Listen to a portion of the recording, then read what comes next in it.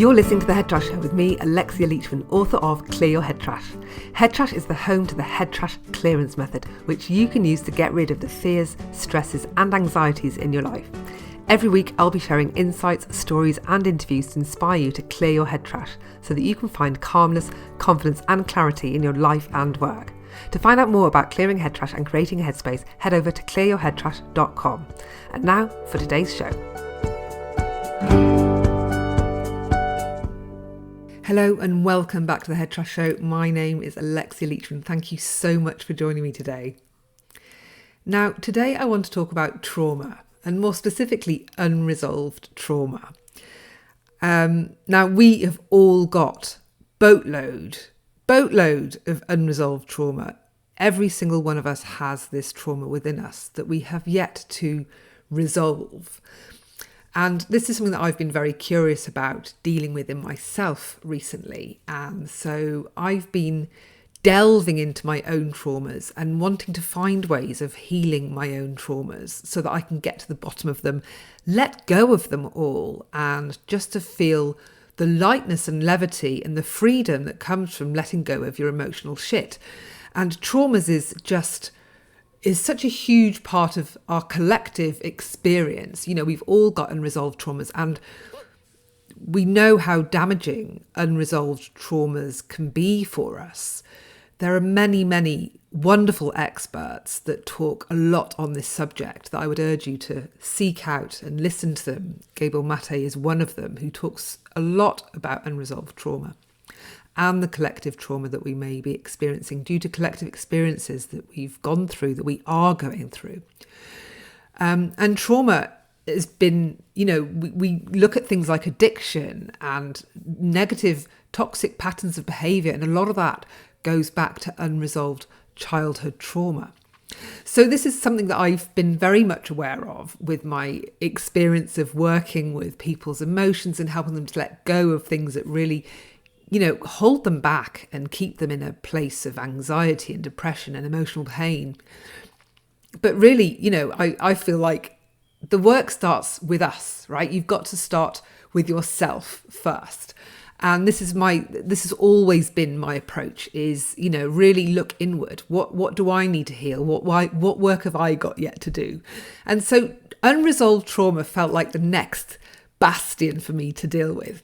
And what's been interesting for me is there's unresolved traumas, which feels like this big heading of, well, what is that exactly? And for me, these unresolved traumas are the ones that we don't really know that we've experienced, those experiences that we've had throughout the whole of our lives that have gathered together and built up to be this huge thing within us. But individually, these experiences might be nothing. They might be small little experiences that we can't even remember as adults. And I touched on this in my previous episode, all about the dangers of hide and seek and how a simple game of hide and seek could actually be quite traumatic. And that sounds a little bit crazy, doesn't it? That playing a game of hide and seek as a child could be a traumatic experience, because we often think of traumatic experiences as these big, scary events that we can remember, that are painful, that we want to block out. But what we don't really give enough attention to or thought to are those small little experiences, those micro moments that we've had throughout our lives that gather together, that together mean that we've internalized a set of meanings that as a result of having some of these experiences, many of which we probably had as children, that we've kind of set in place a pattern or a way of reacting or behaving to something. So when you think about games of hide and seek and what hide and seek taught us as children, you know, what does that teach you in the moment? Well, I've got to be really quiet. The smaller I am, the more successful I'll be at the game. I must hide. I mustn't be seen. So these are internalized meanings that we come to in order to succeed at the game of hide and seek.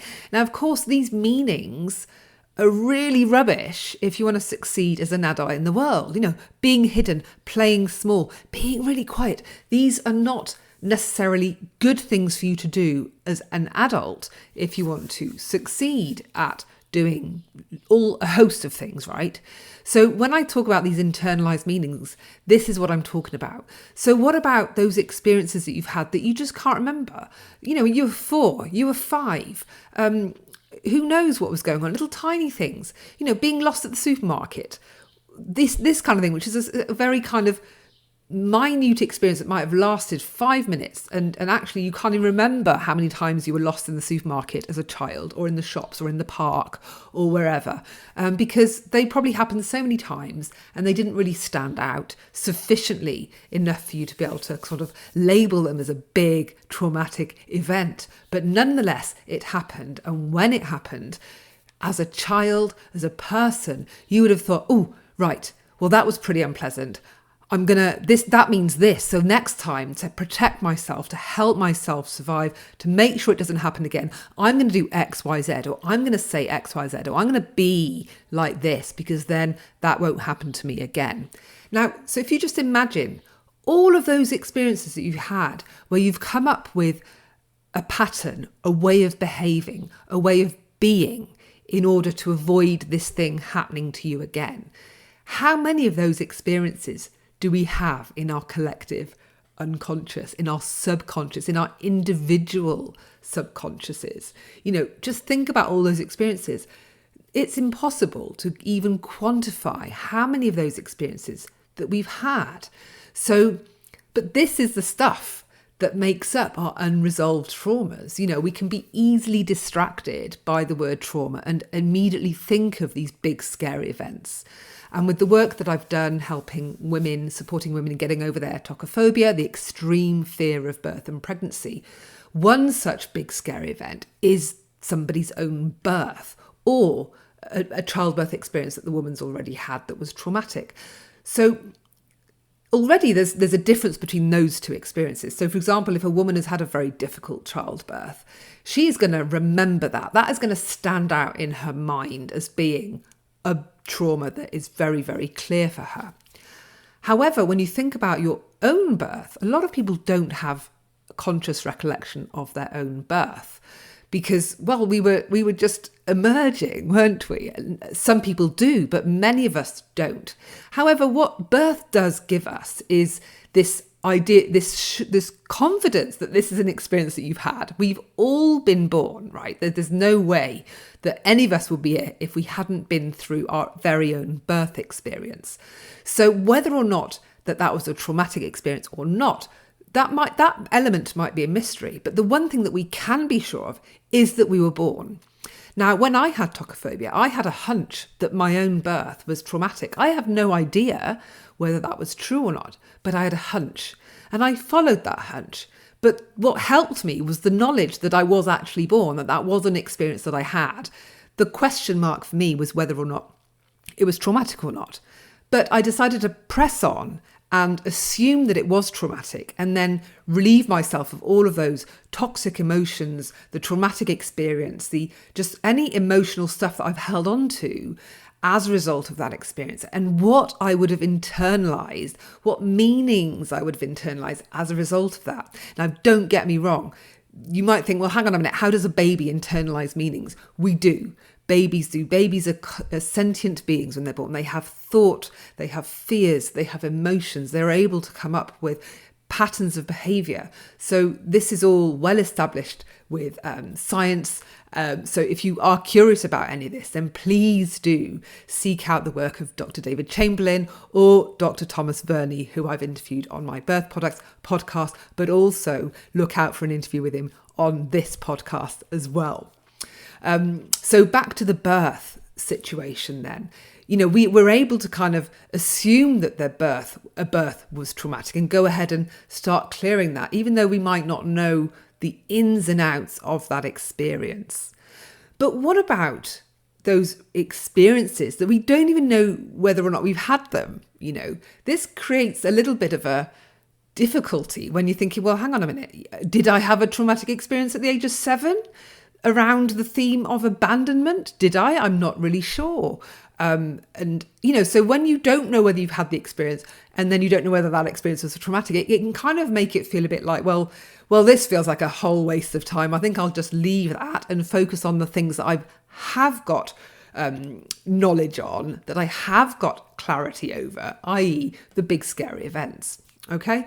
But I decided to not do that. I decided to head in the opposite direction, which was assuming that my life, my childhood, my in utero life was full of traumatic experiences, and that they'd been bottled up over time to create the patterns that I'm living out today, the meanings that I've internalized, the beliefs that have been set up as a result of those experiences. And that's been quite interesting to kind of start from that perspective. And for me, unresolved traumas are a little bit like the Yeti in that respect, because, we think about a Yeti like this mythical creature. Does it exist? Does it not exist? Do we even know if it exists? Well, the same with trauma. Did I have a trauma? Was it really a traumatic event? Did that ever happen? Is it real? It's exactly the same, don't you think? But how do those people that do seek out Yetis, what do they do to try and track down the Yeti? They look for footprints. They look at the shit on the floor and they smell it and they look at the shape of it. Well, that's exactly what I did with my traumas. I looked for the shit in my life. All that head trash that is showing up for me today, that I think, well, hang on a minute, this head trash has got a theme to it. There's a theme around this stuff, around rejection, around feeling abandoned, around not feeling good enough, around, all these things that a lot of us wrestle with. There are themes. That's how this shit shows up for us. And then there are footprints that we can see, the traces that it's left in our life, the scars that these emotions, these experiences have left behind. We too can start hunting down our unresolved traumas in the way that the Yeti hunters hunt down Yetis. We look for the shit and we look for the footprints. We look at the traces, the scars that have been left in our emotional selves, and the way that it shows up, the way that it spits out from our behaviour, the way that our head trash shows up for us in our current life. And when you look at it in that way, it starts becoming quite clear where you've got unresolved trauma. And this is where I start shifting away from a specific event, a specific big scary event that we might be thinking about with trauma, and over to traumas that have contributed to a theme, to thinking about, well, this is showing up. This theme is a recurring theme for me. I keep replaying patterns. I keep having head trash that shows up for me around this theme. There has got to be, in my life experience, a number of things that have happened to me that have propped up this idea that has made me adapt and come up with a set of beliefs to survive, to deal with, to cope with this huge amount of experience that I've had around these particular themes. And the minute I shifted it into that way, it started getting quite exciting, which is a little bit crazy when you think about facing your trauma, right? But I prefer to kind of go head first into things like this and see what I can find. And so that is what I've been doing with my trauma work. And the more I've been delving through this road or down this road, the more interesting things I've been finding. But also it's helped me to further clarify how we can let go of this stuff, how we can let go of the traumatic emotional energy that we're still carrying around today, because within that energy there is information, the information that we're using to come up with these beliefs that we came up with when those things happened to us, the information that we've come up with that helped us to come up with values and the way that we've thought about the world. The world must be XYZ because this can happen to me, so I need to therefore behave like this in order to deal with this. All of these meanings and beliefs and this sort of this is a structure of the way of who we are, which makes this quite scary in some respects. When you think about, hang on a minute, you asked me to dismantle who I am. You asked me to really change who I am. Well, yes, actually, because maybe who you are right now isn't a very happy person. Maybe who you are right now is deeply stuck in a way of living or being that is not fulfilling to you. Maybe your relationships aren't working out brilliantly for you. Maybe you keep falling into these patterns that you keep repeating that are self-sabotaging, that ruin your chances of succeeding in the ways that you do. So yes, maybe you need to change as a person so you can let go of those patterns and let go of those ways of being and let go of those meanings. And maybe what's propping up those patterns and those meanings are the traumas, is the memory of the trauma, is the internalized meanings that you came up with as a result of the trauma. If we get rid of the memory of the trauma, get rid of the emotion, the emotional energy of that trauma, then maybe all that other stuff collapses with it. And you are able to start fresh and to start thinking, hang on, who do I want to be today? All of those meanings I came up with was when I was 5, 6, 7, 2, maybe born, maybe, 0 days old. Like, how useful is that for me today as an adult? Maybe I need to come up with a new way of being. And maybe I can decide who I want to be today and create that for myself without all that programming, that twisted program that was based on you as a child when you weren't able to understand what was truly going on because you couldn't at that point. So even the answers that you came up with, or the ways that you decided that you're going to deal with that as a child, they're not how you do that today as an adult. You'd probably solve that problem differently. You'd probably come up with a solution that is different as an adult because you think differently. You've got more experience and wisdom under your belt. So maybe you want to give yourself the chance to do that today without all that emotional energy that's keeping you stuck in a place in the past that you can't let go of. And for me, that is where I think getting rid and healing ourselves of these unresolved traumas, that's what that enables us to do today, is to really almost wipe the emotional slate clean so that we can start afresh, start anew, find a new way of being with who we are and deliberately create who we want to be in a mindful way without all the head trash, all the shit that we bring from our past. So that for me is what unresolved trauma enables us to do for ourselves. So with this new insight, I was inspired to dig a little bit more into my own head trash and start getting my head around some of the crappy patterns that I thought might be rooted in trauma. And when I started digging, oh my good, I found so many. What I decided to do was start looking at themes, but also looking at areas of my life that are still I'm wrestling with today, and not just emotional stuff, but health stuff, because like one of the things that I still wrestle with today as an adult is eczema. Now, eczema is a stress condition, and one thing that I discovered as part of my, that was really inspired me as part of my work in pregnancy and birth was the knowledge that mothers who have incredibly stressful pregnancies and experience high levels of maternal stress are more likely to give birth to babies with eczema, allergies, and hay fever. Now, I had all three of those things.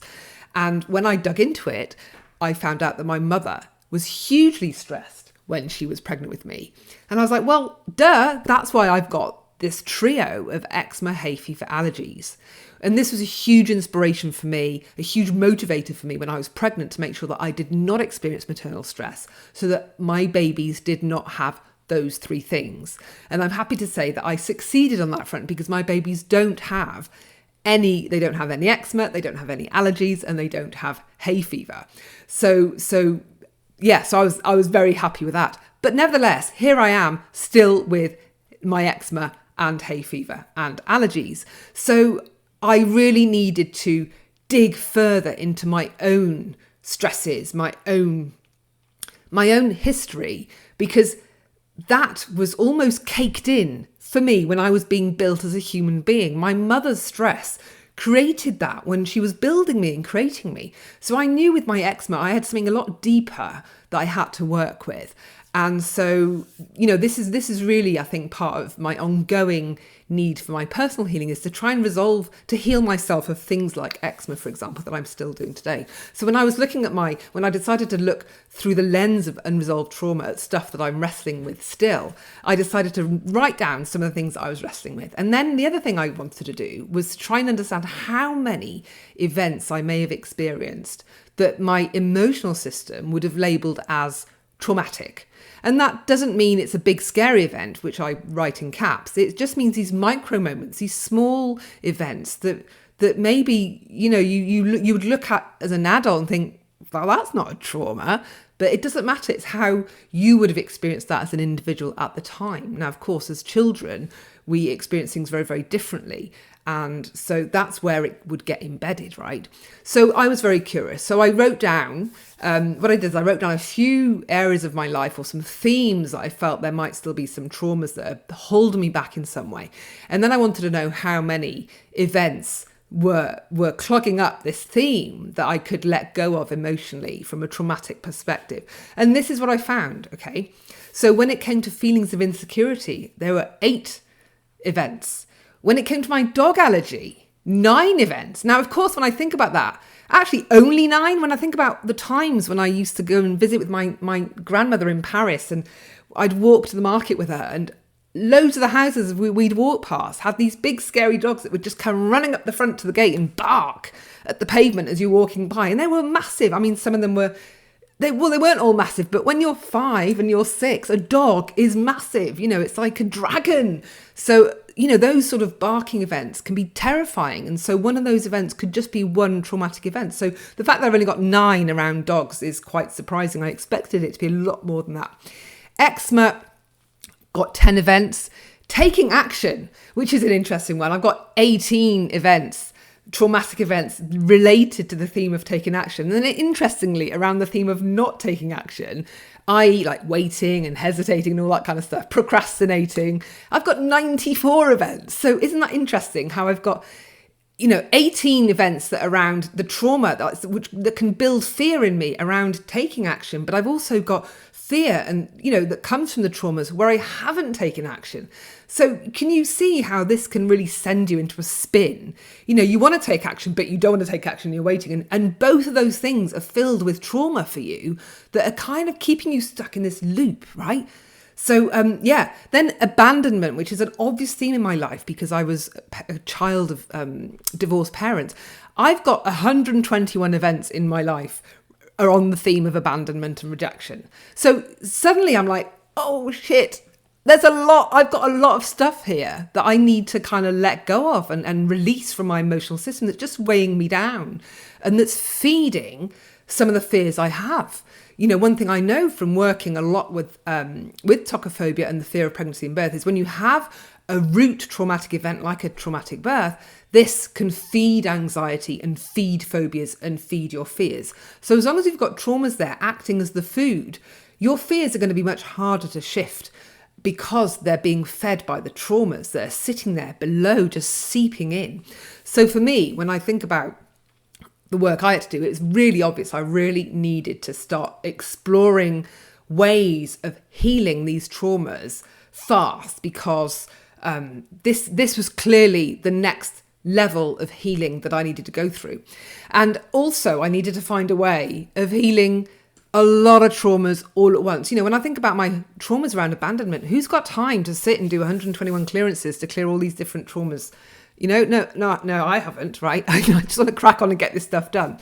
So this is where, this is what I was inspired to do, is trying to find ways of clearing huge amount of trauma from the events that we don't even know about, that we're not even sure happened, and that we don't even know if they were traumatic, but to let go of all that stuff from our emotional system so they stop feeding our fears, stop feeding our head trash, and enable us to move forward much lighter and healed of our unresolved trauma. Because if we can heal ourselves of our unresolved trauma, then all of those things that so many very wise, experienced, knowledgeable people talk about that are fed by unresolved trauma, such as addictions, relationship problems, bullying, narcissism, all of these things are fed by trauma. Then if we can heal that within ourselves, then just imagine the ripple effect that we can have on the world around us. So that is, that's what I've been focusing at the moment with my work, that started very much with the work that was becoming apparent through the last podcast episode that you may have listened to around the dangers of playing hide and seek, and how these traumas that women have experienced around playing hide and seek was preventing them from fully showing up and being visible and speaking up in their business today. You know, this is how traumas show up in incredible, unpredictable ways. So for me, that's definitely the next place to go. So if you're interested in following this journey, in maybe clearing your unresolved traumas, then I'm going to be running some programs coming soon to help people to heal their unresolved traumas, because for me this feels like the next place to go. So stay tuned for more adventures in trauma clearance coming your way. I hope that you found this interesting and worthwhile to listen to. Until next time, bye for now. Thanks for tuning in. You've just been listening to me, Alexia Leachman, here on The Head Trash Show. If you enjoyed the show or the book, Clear Your Head Trash, I'd really appreciate you leaving a review on iTunes or Amazon. Stay tuned for upcoming episodes for more insights, interviews and inspiration for clearing your head trash and reclaiming your headspace. Until next time, bye for now.